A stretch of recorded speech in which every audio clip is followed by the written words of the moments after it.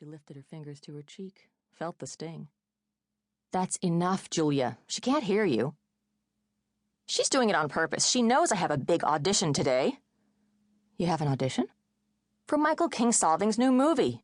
He's in town for the film festival, and he's agreed to audition some local talent." "That's great." Dad set it up. Cindy forced a smile through tightly gritted teeth.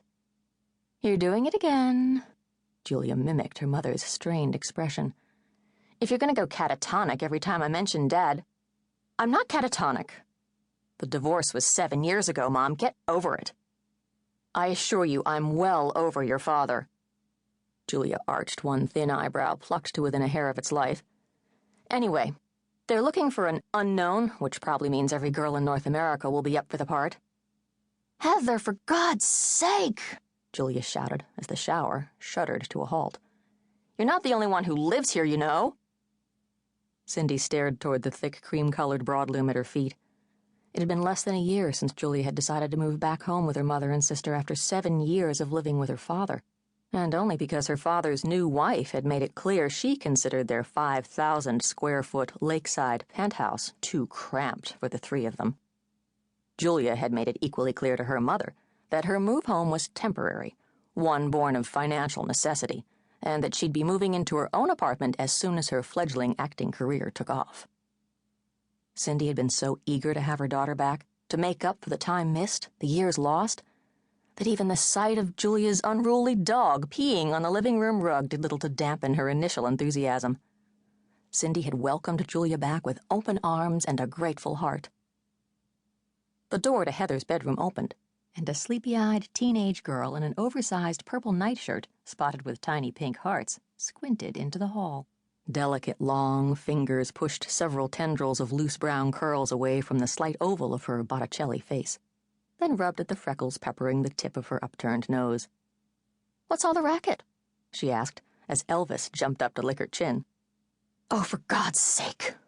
Julia muttered angrily when she saw her sister, then kicked at the bathroom door with her bare feet. "Duncan, get your bony ass out of there!" "Julia, Mother..." "Duncan's ass is not bony," Heather said. "I can't believe I'm going to be late for my audition because my sister's moronic boyfriend is using my shower." "It's not your shower. He's not a moron, and he's lived here longer than you have," Heather protested. "A huge mistake," Julia said, looking accusingly at her mother. "Says who?" "Says Dad." Cindy's lips formed the automatic smile that accompanied each mention of her ex-husband. "Let's not get into that right now." "Fiona thinks so, too," Julia persisted. "She says she can't understand whatever possessed you to let him move in here." "Did you tell that pea-brained twit to mind her own goddamned business?" The angry words flew from Cindy's mouth. She couldn't have stopped them if she'd tried. "Mom!" Heather's dark blue eyes widened in alarm. "Mother, really?" Julia said, green eyes rolling back toward the ceiling. It was the really that did Cindy in. The word hit her like an arrow to the heart, and she had to lean against the nearest wall for support. As if eager to add his opinion, Elvis lifted his leg into the air and peed against the bathroom door. "Oh, no!" Cindy glared at her older daughter. "Don't look at me. You're the one who swore and got him all upset." "Just clean it up." "I don't have time to clean it up. My audition's at 11 o'clock. "It's 8:30. "You have an audition?" Heather asked her sister. "What for?" "Michael Kingsolving's in town for the film festival, and he's decided to audition local talent for his new movie. Dad set it up." "Cool," Heather said, as Cindy's lips curled again into a frozen smile.